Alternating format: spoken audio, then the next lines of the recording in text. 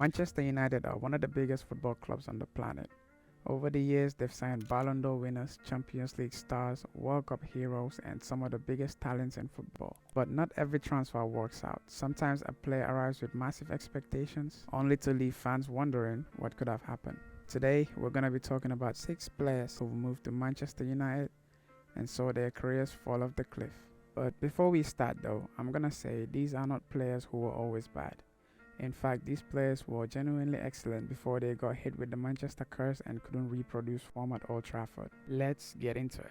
We're gonna start with Mason Mount. When Manchester United signed Mason Mount from Chelsea in 2023 for around £55 million, fans expected a player entering his prime. After all, this was a midfielder who had won the Champions League, been Chelsea's Player of the Year twice, registered over 50 goal contributions across 2 seasons, and was a key player for the team. Unfortunately, injuries arrived almost immediately. So instead of becoming Erik ten Hag's midfield, Mount spent most of his first seasons fighting for fitness. The frustrating thing is that you can still see the quality when he played. The problem is that fans haven't seen enough of it. And going back to when he was at Chelsea, Mount was one of England's most productive midfielders. But at Man United though, he spent more time with the medical staffs than the opposition defenders.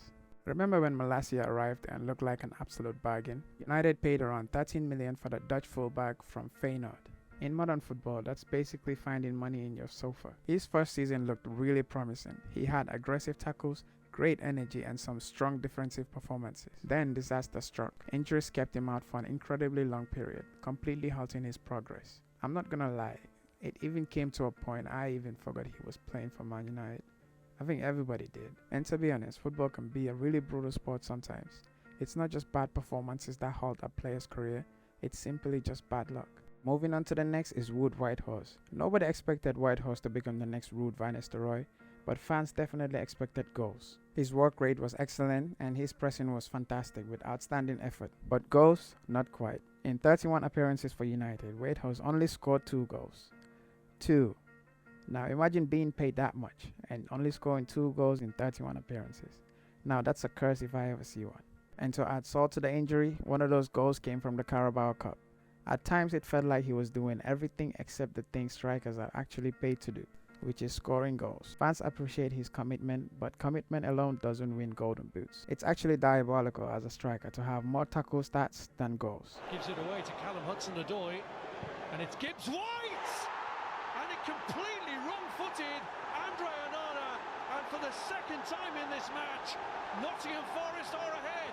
They started the first half. You already know who's on our list next, Andre Onana. When Andre Onana moved to Manchester from Inter Milan for around 47 million, many thought they finally found their perfect modern goalkeeper. After all, he had just reached the Champions League finals, and he was excellent with the ball on his feet. Ten Hag trusted him, everything seemed perfect. Then came the mistakes. This guy suddenly forgot how to play football, and you know when you search David De Gea, you start to see a lot of highlights pop up. But you search Andre Onana, you start to see a bunch of low-light videos popping up. This guy was truly a comedian for non-Man United fans, and the mistakes were truly memorable. Moments that never failed to go viral. But to be fair, Onana has also produced some brilliant saves and improved after difficult periods. Not too much improvement though, but a little 2-step forward and a 1-step back. But considering the expectations United had for him though, his career had been far more chaotic than anyone would have predicted. 4-0 Manchester United, and they're making a real statement. When United signed Joshua Zirkzee, supporters were excited to add a young technically gifted forward. The Dutch striker had impressed in the Serie A and was viewed as one of Europe's rising talents. You could see the magic anytime the ball is on his feet. He had a great ball control, and everyone could see he had all the tools to be one of the greatest young players in football. At the start, he was actually doing pretty okay for United, but not for long, performance started to slow down. It's like he was allergic to scoring goals or something. Then nobody seemed entirely sure what role he was supposed to play. Traditional striker, false 9, playmaker, second forward. At times it looked like fans were trying to solve a puzzle while the manager was solving a different puzzle entirely. And I think he probably will get sold or sent on a loan in the near future, as United just acquired Sesko and he's performing a lot better than him. Early expectations have definitely not yet been matched by performances. For years, Manchester United chased Jadon Sancho. Fans spent every summer hearing about the same rumors. Sancho to United is close. Eventually, in 2021, it finally happened. United paid around £73 million for him, and he was worth every penny at that time. Because at Borussia Dortmund, Sancho was producing ridiculous numbers. Over 100 goal contributions, one of Europe's most creative attackers, and among the best players in the Bundesliga at that time. He looked unstoppable. But at United though, he never found that same rhythm. Across multiple seasons, managers and systems, the consistency people were hoping for never arrived. Since then, he's been sent on loan to Chelsea and Aston Villa. In the 2025 and 2026 seasons for Villa, he's played 23 games and scored 0 goals. Even though he barely played any minutes for both teams, he managed to win the Conference League with Chelsea and the Europa League with Aston Villa. But many people don't think he contributed to winning those trophies as he barely played any minutes. And very recently, he managed to put himself in some drama about the pop singer Sweetie. I think that's his girlfriend.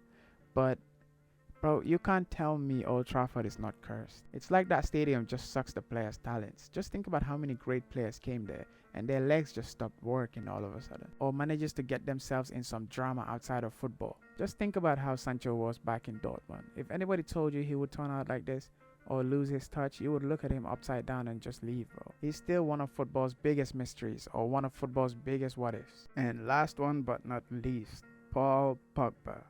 Oh man, this one actually hurts.